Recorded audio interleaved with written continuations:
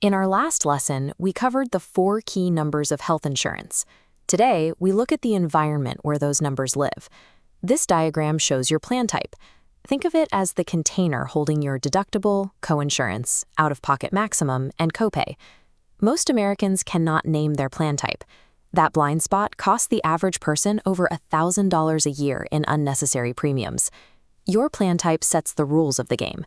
It dictates which doctors you can see, whether you need a formal referral to visit a specialist, and how much you have to pay before your actual medical care even begins.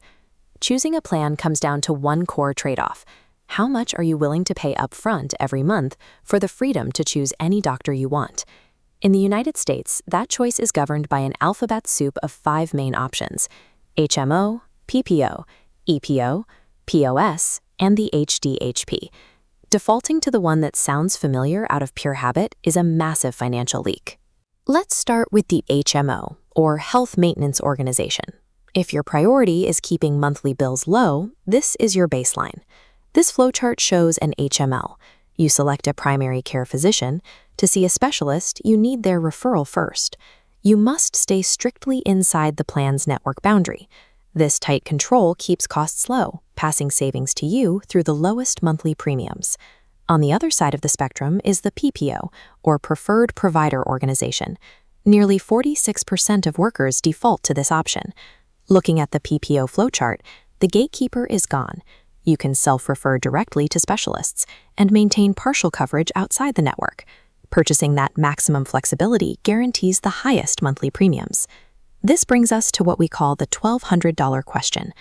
Imagine looking at 2 options offered by your employer, an HMO for $350 a month and a PPO for $450.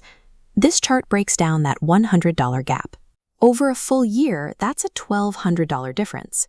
If you only see your primary doctor twice and visit one specialist, the HMO gives you the exact same care for $1,200 less. That extra money you spend on the PPO is essentially a flexibility tax. Millions of Americans pay that premium tax year after year for a safety net they never end up needing. The most popular plan is not automatically the most cost-effective.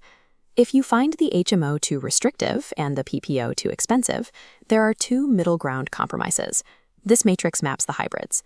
The EPO sits here, restricted to the network like an HMO, but no referral needed.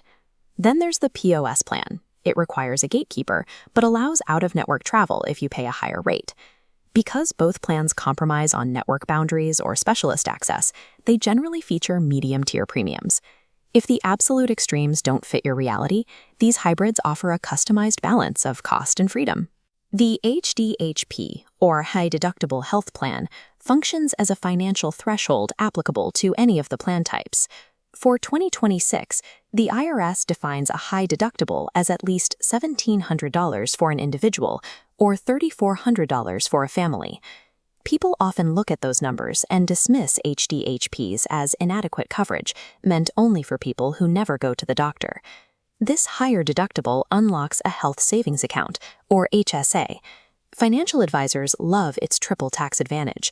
Contributions go in pre-tax, investment growth inside is tax-free, and withdrawals for medical expenses remain completely tax-free.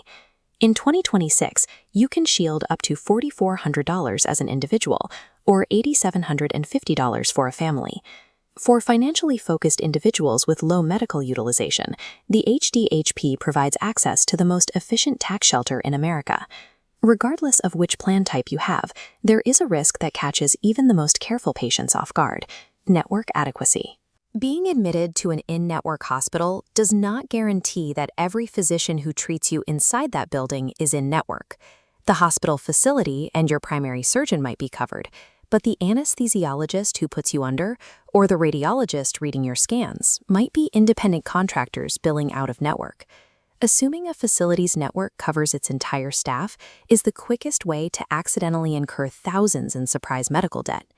How do you match your specific health reality to the correct container? Let's map it out. This quadrant chart maps your options. If you are budget conscious, rarely need specialists, and want to keep that $1,200 flexibility tax, you are an HMO candidate. If you have complex medical needs and require frictionless access to diverse care, the PPO quadrant is where you belong. If you are relatively healthy, can cover your deductible, and want to build tax-free wealth, sit in the HDHP quadrant to leverage the HSA. To neutralize that hidden network risk, you must ask this exact question before any planned procedure. Are all the physicians who will be involved in my care in network? By matching your specific health needs to the right container and asking that one question, you take control of the rules.